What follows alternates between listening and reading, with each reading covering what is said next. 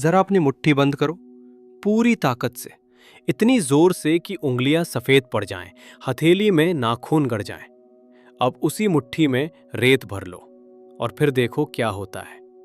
जितना जोर से तुम मुट्ठी बंद करोगे, उतनी ही तेजी से रेत तुम्हारी उंगलियां के बीच से फिसल कर निकल जाएगी। लेकिन अगर तुम वही हाथ खोल दो, हल्का छोड़ दो, तो वही रेत तुम्हारी हथेली पर ठहर जाएगी, टिक जाएगी। जिंदगी भी ठीक ऐसी ही रेत है। जिस चीज को तुम जितनी मजबूती से जकड़ोगे, एक रिश्ता, एक गलती, एक जख्म, एक क्या होता अगर, वो उतनी ही तेजी से तुमसे दूर होती जाएगी। और जिस दिन तुम मुट्ठी खोलना सीख जाओगे, उस दिन शायद पहली बार तुम्हें पता चलेगा कि शांति किसे कहते हैं।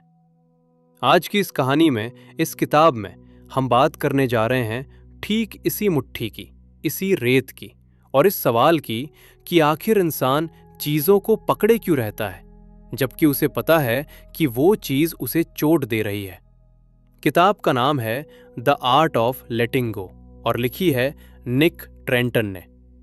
तो अपनी चाय का कप उठाओ, हेडफोन लगाओ, थोड़ा आराम से बैठ जाओ, क्योंकि अगली कुछ देर में हम सिर्फ एक किताब नहीं पढ़ेंगे, हम अपने ही दिमाग के उन कमरों में झांकेंगे जिनकी सफाई हमने बरसों से नहीं की।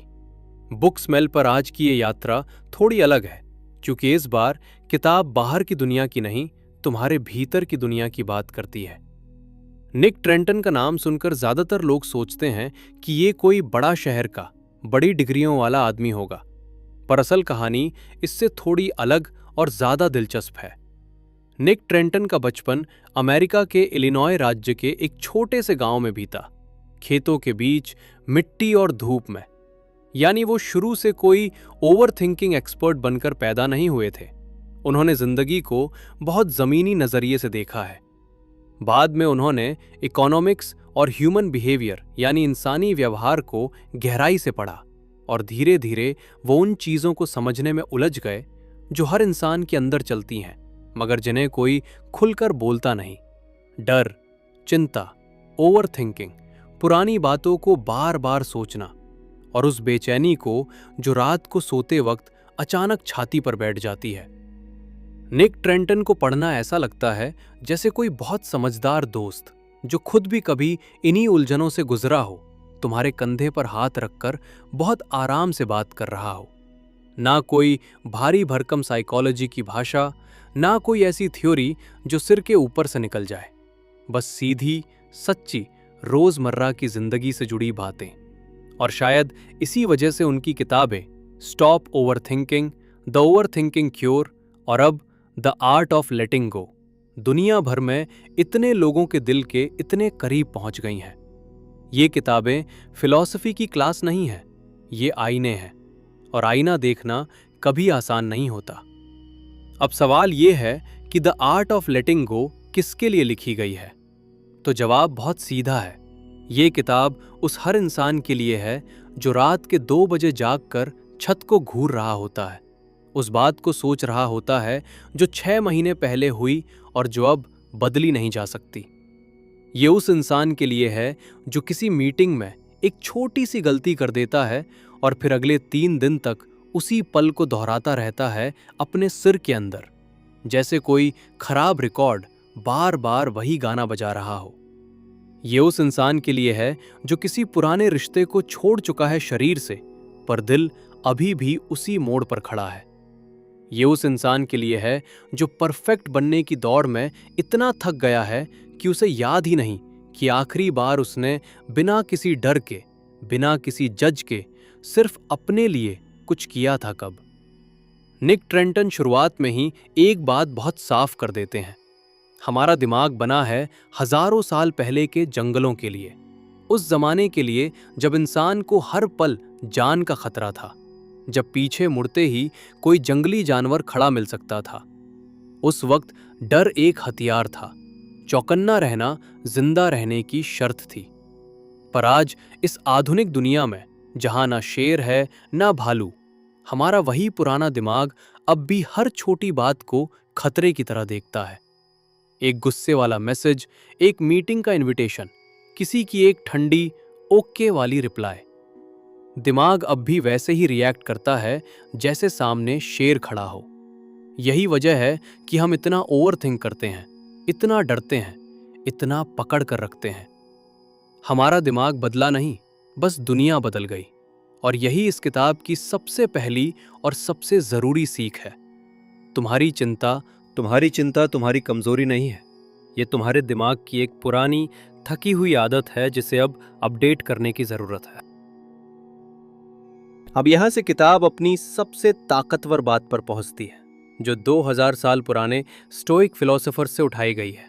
मगर निक ट्रेंटन इसे आज के दौर में, आज की भाषा में बहुत सुंदर तरीके से रख देते हैं। इसे कहते हैं डाइकोटमी ऑफ कंट्रोल, यानी कंट्रोल का दोहरा सच। इस दुनिया में हर चीज दो हिस्सों में बटी है। एक हिस्सा वो जो तुम्हारे हाथ में है, तुम्हारी मेहनत, तुम्हारी सोच, तुम्हारा बर्ताव, तुम्हारा रिएक्शन। और दूसरा हिस्सा वो जो तुम्हारे हाथ में बिल्कुल नहीं है। दूसरे लोग क्या सोचते हैं, मौसम कैसा रहेगा, किसी और का फैसला, कल क्या होगा। और इंसान की पूरी जिंदगी की तकलीफ की जड़ यही है। हम उस हिस्से को कंट्रोल करने की कोशिश में जान लगा देते हैं जो हमारे हाथ में कभी था ही नहीं, और जो हमारे हाथ में है उस पर हम ध्यान ही नहीं देते।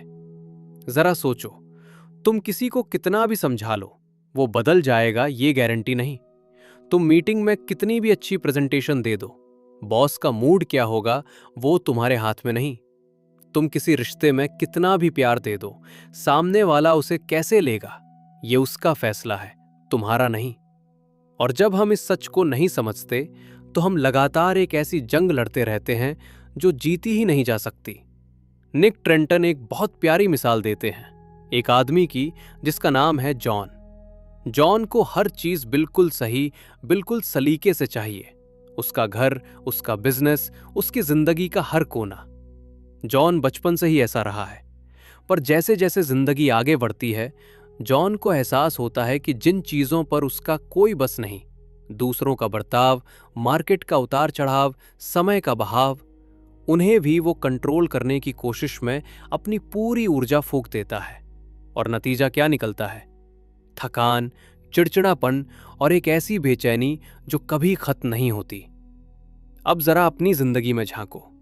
कितनी बार तुमने रातों को सोचा है कि अगर मैंने ऐसा कहा होता तो वो ऐसा रिएक्ट नहीं करता। कितनी बार तुमने किसी की राय बदलने की कोशिश में अपनी ऊर्जा खत्म कर दी। निक ट्रेंटन कहते हैं कि असली आजादी उस दिन मिलती है जब तुम ये मानना सीख जाते हो, मैं वो सब करूंगा जो मेरे हाथ में है, और बाकी जो होना है वो होने दूंगा। ये हार मानना नहीं है, ये समझदारी है।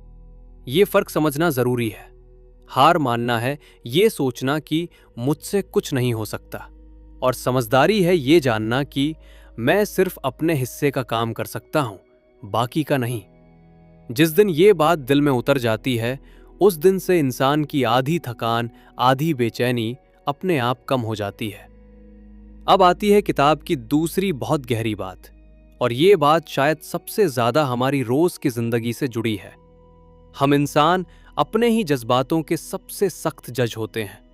जब हमें गुस्सा आता है तो हम खुद को कहते हैं, मुझे ऐसे रिएक्ट नहीं करना चाहिए था, मैं कितना बुरा इंसान हूं। जब हम उदास होते हैं तो हम खुद से कहते हैं, मुझे इतना भावुक नहीं होना चाहिए, मैं कमजोर हूं। जब हम किसी से जलते हैं तो हम खुद को कोसते हैं, मुझे ऐसा महसूस नहीं करना चाहिए था, ये गंदी फीलिंग है। और यही निक ट्रेंटन के मुताबिक सबसे बड़ी गलती है। तुम्हारा जज्बात खराब नहीं होता, तुम्हारा उस जज्बात को जज करना, उसे अच्छा या बुरा का लेबल चिपकाना, यही असली तकलीफ बनाता है। सोचो ऐसे, अगर तुम्हें बारिश में भीगते वक्त ठंड लग जाए तो क्या तुम खुद को कोसते हो कि मुझे ठंड क्यों लग रही है, मैं इतना कमजोर क्यों हूं? नहीं, तुम बस कहते हो ठंड लग रही है, चलो कुछ गर्म पहन लूं। बस इतना ही करना है अपने जज्बातों के साथ भी। जब उदासी आए तो उसे सिर्फ देखो, ओह अभी उदासी आई है। जब गुस्सा आए तो बस नोटिस करो, अभी गुस्सा महसूस हो रहा है। बिना खुद को कोसे, बिना खुद को बुरा इंसान बनाए।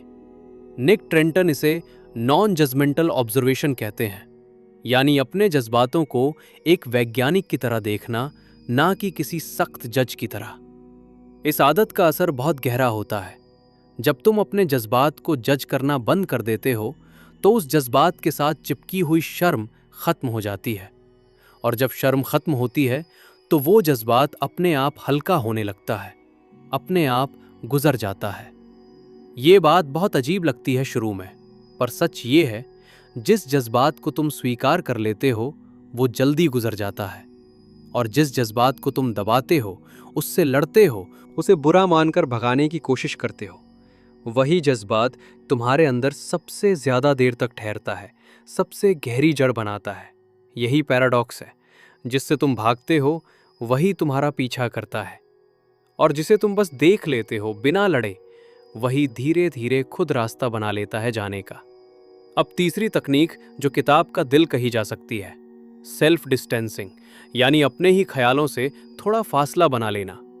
ये सुनने में थोड़ा फिलोसॉफिकल लगता है, पर इसका मतलब बहुत सीधा है। हम अक्सर अपने ख्यालों को अपनी पूरी पहचान मान लेते हैं।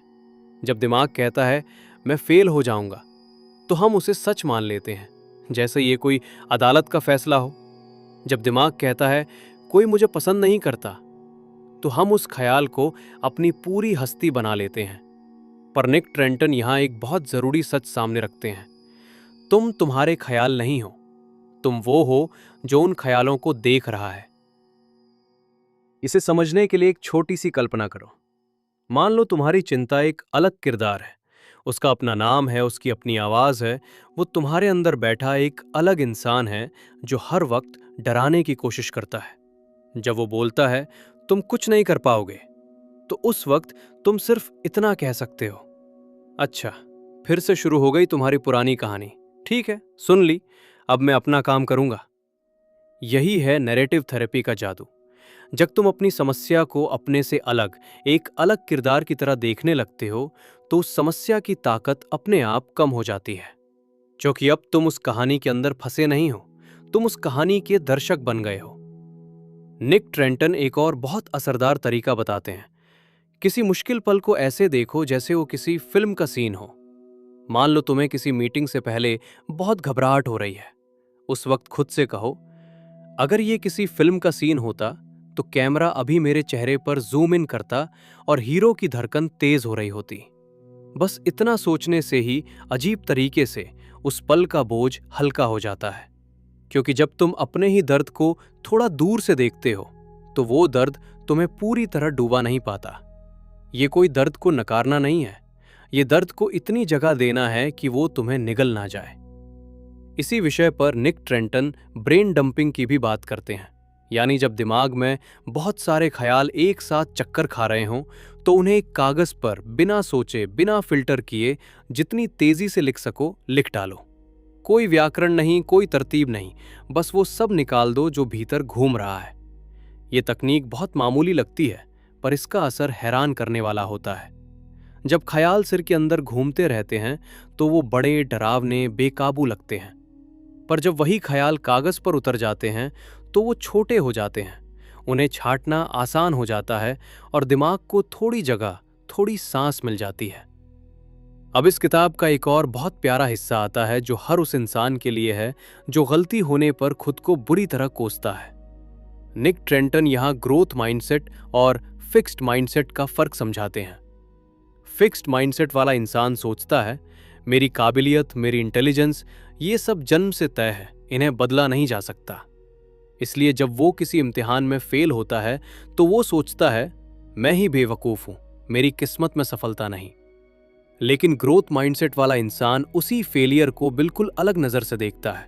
वो सोचता है ये एक सबक है, मुझे अभी और मेहनत करनी है, मेरी काबिलियत अभी बन रही है, खत्म नहीं हुई। जरा सोचो उस बच्चे के बारे में जिसे इम्तिहान में कम नंबर मिलते हैं। फिक्स्ड माइंडसेट वाला बच्चा कहता है मैं पढ़ाई में कमज़ोर हूं, और वो उम्मीद छोड़ देता है। पर ग्रोथ माइंडसेट वाला बच्चा कहता है इस बार मेरी तैयारी कम थी, अगली बार बेहतर करूंगा। फर्क सिर्फ इतना है, एक नंबर को अपनी पहचान बना लेता है, दूसरा नंबर को एक पड़ाव मानता है, एक मील का पत्थर, ना कि मंजिल का फैसला। निक ट्रेंटन कहते हैं कि लेटिंग गो की सबसे बड़ी कुंजी यही है, अपनी गलतियों को अपनी पहचान बनने से रोकना। तुमसे कोई गलती हुई इसका मतलब ये नहीं कि तुम गलती हो। तुमने एक काम बुरा किया इसका मतलब ये नहीं कि तुम बुरे इंसान हो। इसी से जुड़ा हुआ एक बहुत गहरा हिस्सा है परफेक्शनिज्म, यानी परफेक्ट बनने की भूख। निक ट्रेंटन बहुत साफ कहते हैं, परफेक्शन एक जाल है, एक ऐसी मंजिल जो कभी आती ही नहीं। जो इंसान परफेक्ट बनने की दौड़ में लगा रहता है वो कभी खुश नहीं हो पाता, क्योंकि उसकी नज़र हमेशा उस छोटी सी कमी पर टिकी रहती है जो बाकी रह गई। निक ट्रेंटन हमें परफेक्शनिज्म से एक्सीलेंस यानी बेहतरी की तरफ बढ़ने की सलाह देते हैं। फर्क ये है, परफेक्शनिज्म कहता है अगर सब कुछ सही नहीं हुआ तो मेरी कोई कीमत नहीं, और एक्सीलेंस कहता है मैंने अपना बेस्ट दिया और बेस्ट देना ही काफ़ी है। एक्सीलेंस में गलती की जगह होती है, सीखने की जगह होती है, इंसान होने की जगह होती है। अब बात करते हैं उस आवाज़ की जो हम सबके अंदर रहती है, जो हर गलती पर तुरंत बोल पड़ती है, तुमने ऐसा क्यों किया, तुम कभी ठीक से कुछ नहीं कर पाते, देखो फिर वही हुआ। निक ट्रेंटन इसे इनर क्रिटिक कहते हैं, भीतर का आलोचक। ये आवाज़ हम सबके अंदर है, चाहे हम कितने भी कॉन्फिडेंट दिखें बाहर से। और सच ये है कि ये आवाज़ कभी पूरी तरह जाती नहीं, पर इसका मतलब ये नहीं कि हम इसके गुलाम बने रहें। निक ट्रेंटन एक दिलचस्प उदाहरण देते हैं। कल्पना करो कोई व्यक्ति एक महत्वपूर्ण प्रेजेंटेशन से ठीक पहले खड़ा है, उसका दिल तेजी से धड़क रहा है और मन में लगातार विचार आ रहे हैं। अगर मैं गलती कर दूं तो लोग क्या सोचेंगे, कहीं सबके सामने शर्मिंदा ना हो जाऊं। लेकिन इस बार कुछ अलग होता है। वो उन डरावने विचारों के साथ बहने के बजाय एक पल के लिए रुकता है। वो गहरी सांस लेता है, अपने जीवन की उन सफलताओं को याद करता है जब उसने मुश्किल परिस्थितियों का सामना किया था। फिर वो अपने भीतर उठ रही उस कठोर आवाज़ से लड़ता नहीं, बल्कि उससे शांत और दयालु स्वर में कहता है, मुझे पता है कि तुम मुझे असफलता से बचाना चाहती हो, लेकिन डर ही एकमात्र रास्ता नहीं है। मैं अपनी पूरी कोशिश करूंगा। यही है सेल्फ कंपैशन, खुद के प्रति वही समझ और करुणा रखना जो हम किसी अच्छे दोस्त के लिए रखते हैं। निक ट्रेंटन समझाते हैं कि विकास का रास्ता परफेक्ट बनने से नहीं, बल्कि बार बार प्रयास करने और साहस दिखाने से बनता है। जब हम अपने अंदर के आलोचक को दुश्मन नहीं, बल्कि एक डरे हुए और असुरक्षित हिस्से के रूप में देखना शुरू करते हैं, तो उसके साथ हमारा रिश्ता बदल जाता है। उसे दबाने या चुप कराने की कोशिश उसकी आवाज़ को और तीखा बना देती है। लेकिन जब हम उसे समझते हैं और स्वीकार करते हैं, तो वो धीरे धीरे शांत और सहयोगी बनने लगती है। अब आती है वो बात जो शायद सबसे ज्यादा दिल को छूती है, रिश्तों की। निक ट्रेंटन कहते हैं कि लेटिंग गो की कला सिर्फ अपने ख्यालों तक सीमित नहीं, ये उन लोगों तक भी फैलती है जो हमारी जिंदगी में है। हर रिश्ता हमें पोषण नहीं देता, कुछ रिश्ते हमें थका देते हैं, हमें छोटा कर देते हैं, हमें हर बार ये महसूस कराते हैं कि हम काफ़ी नहीं हैं। निक ट्रेंटन साफ कहते हैं, ऐसे रिश्तों की पहचान करना और उनसे एक हेल्दी दूरी बनाना अपने आप से प्यार करने का ही एक रूप है। ये बात समझने में आसान लगती है, मगर करने में बेहद मुश्किल, क्योंकि अक्सर ये टॉक्सिक रिश्ते हमारे अपने ही होते हैं, परिवार के, बहुत पुरानी दोस्ती के, या किसी ऐसे रिश्ते के जिसमें हमने सालों लगाए हैं। निक ट्रेंटन यहाँ बाउंड्रीज यानी सीमाओं की बात करते हैं, साफ मगर शांत सीमाएं। बाउंड्री का मतलब दीवार खड़ी करना नहीं है। बाउंड्री का मतलब है ये तय करना कि इस हद तक मैं ठीक हूं, इससे आगे मुझे चोट लगती है। और ये बताना किसी पर एहसान नहीं, ये खुद के साथ ईमानदारी है। यहाँ एक बहुत ज़रूरी बात समझनी होगी, जो किताब को पढ़ते वक्त और इस समरी को सुनते वक्त भी ध्यान में रखनी चाहिए। हर मुश्किल इंसान टॉक्सिक नहीं होता। कभी कभी कोई इंसान हमें इसलिए चोट पहुंचाता है क्योंकि वो खुद किसी तनाव से गुजर रहा होता है या कोई गलतफहमी हो जाती है। हर बार रिश्ता तोड़ देना समाधान नहीं होता। कई बार सही बातचीत, सही समझ रिश्ते को बचा भी सकती है। तो टॉक्सिक का लेबल बहुत सोच समझकर, बहुत ईमानदारी से लगाना चाहिए, ना कि हर असहमति या हर मुश्किल पल पर जहां बार बार लगातार सोच समझकर तुम्हें छोटा महसूस कराया जाता है, जहां माफी मांगने के बाद भी वही चक्र दोहराया जाता है, वहां दूरी बनाना कमजोरी नहीं, हिम्मत है।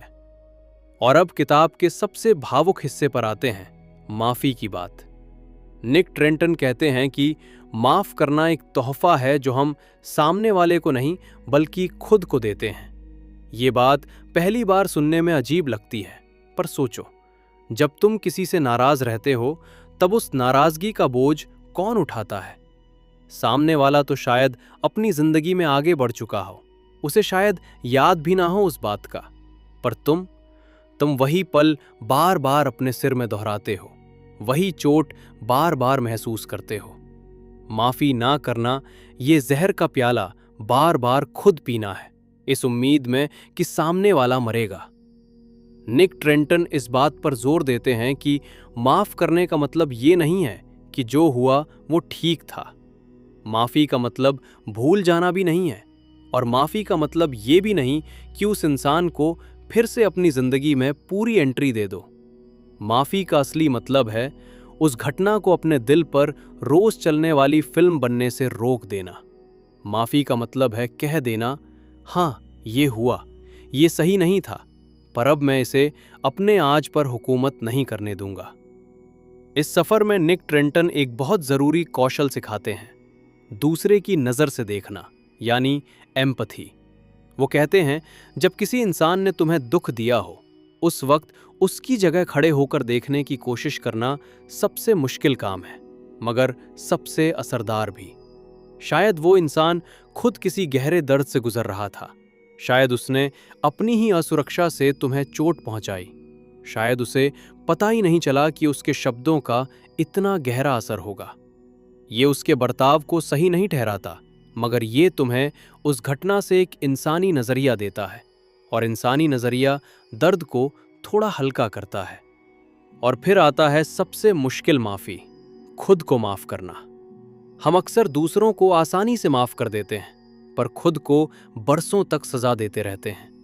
निक ट्रेंटन कहते हैं कि खुद को माफ ना करना सबसे लंबी कैद है जो इंसान अपने ही दिल में बना लेता है। तुमने जो गलती की वो उस वक्त की समझ, उस वक्त की हालत, उस वक्त की जानकारी से की थी। आज तुम वो इंसान नहीं हो जो वो गलती कर रहा था, तो आज के तुम उस पुराने तुम को माफ करने का हक रखते हो। निक ट्रेंटन रोजमर्रा के झगड़ों, बहसों, मन मुटावों पर भी बहुत प्यारी सलाह देते हैं। वो कहते हैं कि किसी भी बहस में हम अक्सर सुनने के लिए नहीं बल्कि जवाब देने के लिए कान लगाते हैं। सामने वाला बोल रहा होता है और हमारे दिमाग में पहले से अपना जवाब तैयार हो रहा होता है। ये एक्टिव लिसनिंग, यानी सच में सुनने के बिल्कुल विपरीत है। निक ट्रेंटन कहते हैं, असली सुनना तब होता है जब तुम सामने वाले की बात को समझने की नीयत से सुनते हो, ना कि उसे काटने की। सवाल पूछो, उसकी भावना को समझने की कोशिश करो, और बीच बीच में अपनी सफाई देने की जल्दी मत करो। जब दो इंसान सिर्फ अपनी बात साबित करने में लगे रहते हैं तो झगड़ा कभी सुलझता नहीं, पर जब दोनों एक दूसरे की जरूरत, एक दूसरे का डर, एक दूसरे की चाहत समझने की कोशिश करते हैं तो अक्सर पता चलता है कि दोनों चाहते तो एक ही चीज है, सम्मान, सुरक्षा, अपनेपन का एहसास। बस उसे मांगने का तरीका अलग है। निक ट्रेंटन ये भी जोड़ते हैं कि हर विचार को बराबर सम्मान देना जरूरी नहीं। जो विचार किसी को नुकसान पहुंचाता हो, जो भेदभाव फैलाता हो, उसे दूसरा नजरिया कहकर बर्दाश्त करना ठीक नहीं। एम्पैथी का मतलब हर बात को सही मानना नहीं।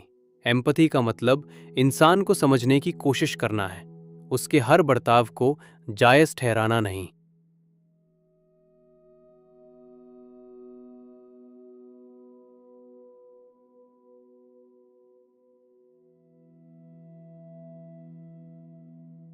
अब बात करते हैं इस किताब की सबसे शांत, सबसे ठहरी हुई सीख की, माइंडफुलनेस।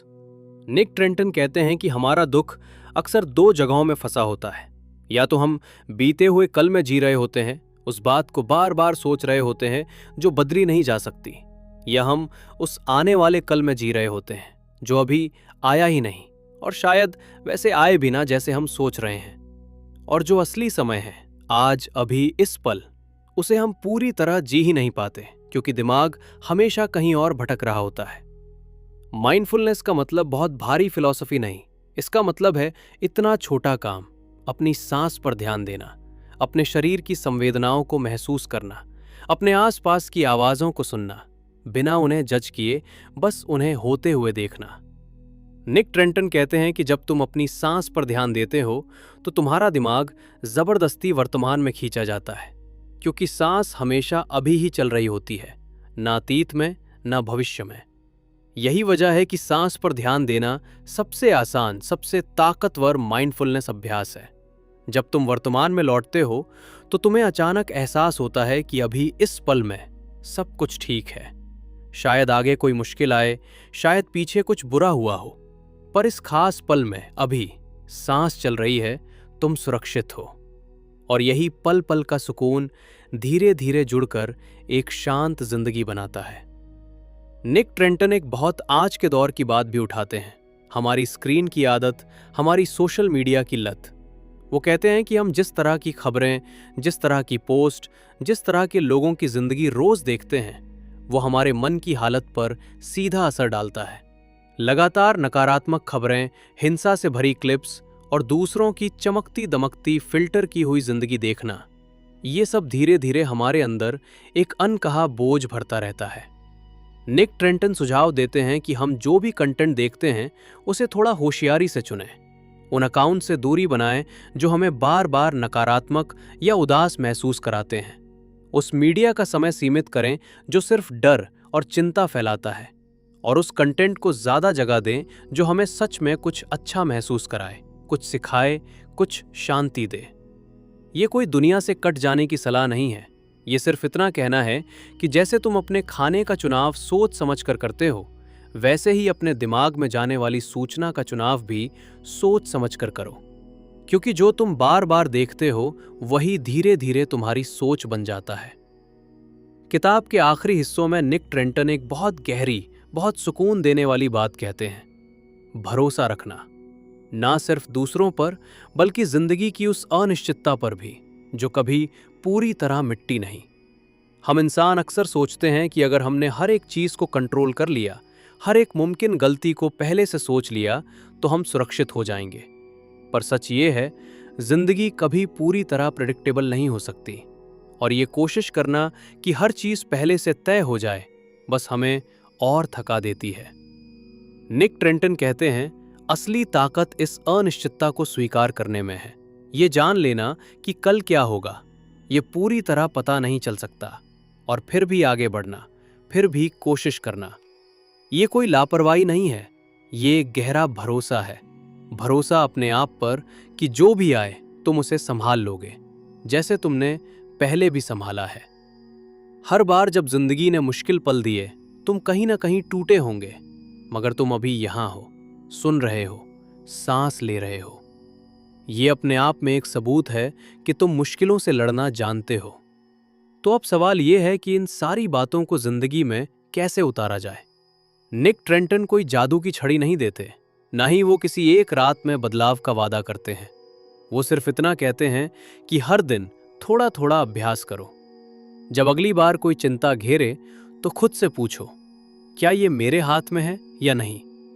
जब अगली बार कोई जज्बात उठे तो उसे बिना जज किए सिर्फ देखो।